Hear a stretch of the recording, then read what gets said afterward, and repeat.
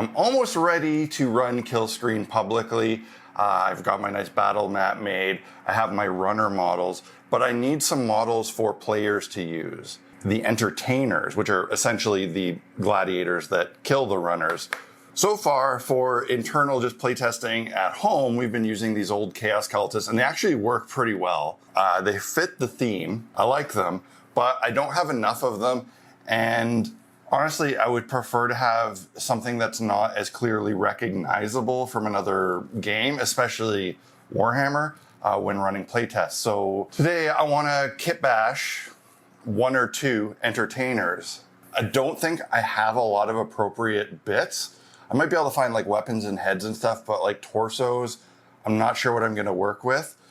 One thing that stood out to me though was this. So this is an expansion for the game Don't Look Back, and it's a game by Blacksite Studios that is obviously right up my alley. It's basically a 1980s slasher movie tabletop game. I think it's really cool, and this is the killer. So there's some model parts in here for making your killer. I think they're gonna have perfect bits. Yeah, they definitely do. I wanna look through some of my other bits here and see if I can find some other comparable bodies to use. That's not bad, but it's quite large. Ooh, that one's good. I think that one's good. Kind of just like some Roman armor. Like these can be bigger than the runners. I just don't want them to be absurdly bigger. Yeah, so that one feels actually perfect in terms of scale. These ones I think might be too big. That's quite a bit larger. These ones and this one are really good. These ones are maybe too big. I know I said I was trying to avoid recognizable Games Workshop Warhammer models, but I do have a bunch of these. Like I don't picture these entertainers being super mutant-y, but something like this has all the right kind of like boots and stuff, and with different weapons and whatnot, different heads, they won't be as recognizable. I like that better than the ones that are too big. I wanted to gather a few more, but these are the only ones that I'm super confident about, so I'm just gonna start with them. My thought is that if I get like 4 or 5 of these done and to a point where the scale and the style is really well established, that'll make it easier to do some more with some less than ideal pieces, because I'll better know what I'm going for, I guess.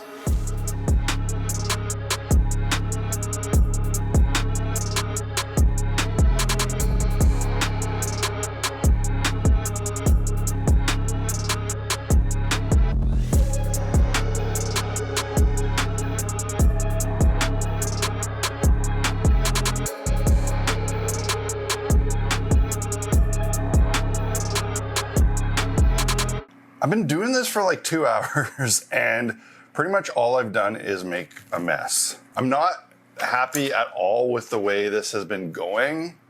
Usually, kit bashing is a very fun and just go with the flow kind of experience, but it's just not happening today. I think there's a few things working against me here. One is just a sort of internal pressure.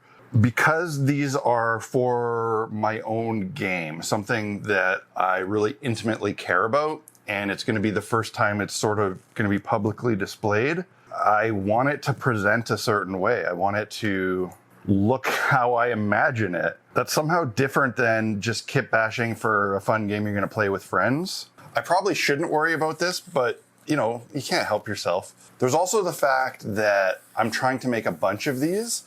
You know, not just one cool model for myself. So that doesn't help. And that I simply don't have a lot of the kind of bits that I want to be working with. And I do have a lot of bits, but they're so largely fantasy focused that I have very little that fits this 1980s Mad Max killer kind of vibe. And trying to get that vibe with what I have has been really challenging and disappointing, because it's not just doing it. It's not doing what I want. I love these 2 models. These are those ones from Don't Look Back. They're wonderful, but they aren't really kit bashed They're just made entirely out of the pieces that came with those sets because they worked so well, they fit together well. And somehow that just doesn't feel right to me. I feel like I should just save these for Don't Look Back. They don't feel like mine. It's probably a little silly to think this way, but yeah, I don't want to put models that are 100% made by another, indie creator on the table to represent my indie game. I'm going to save them for when I play Don't Look Back eventually. I'll play it. I want to play it. So that left me with these three. This one's a little boring, but I actually do think that it has the right tone to it. The weird mask, this kind of armor that could be painted black and have that Mad Max look. A wrench with a spike is, the perfect kind of improvised post-apocalyptic weapon. This one's okay. These are the two I made from the Poxwalkers, and they're also not too bad. The scale is pretty similar to these, which is actually kind of short and small compared to what I wanted. This guy doesn't seem very intimidating compared to a runner. I guess this one is the closest to how they're actually supposed to look. I don't really know what I should do here. Like normally my advice would be to just roll with it, keep going, push through, get it done. But this is something I think I care about too much. So I probably shouldn't rush it. It probably makes more sense to take the game to the convention, just using these cultists rather than some kit bashes I'm not happy with. This one's pretty good. And this one is the one that I think will be kind of my guiding light going forward as to how they should look.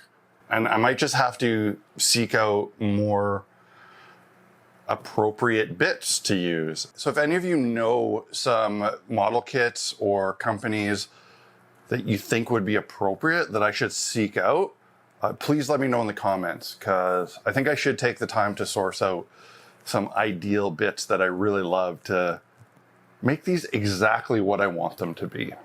Sometimes you shouldn't push through. Sometimes you shouldn't settle. Sometimes it's okay to just wait until you can do the task exactly how you envision it being done.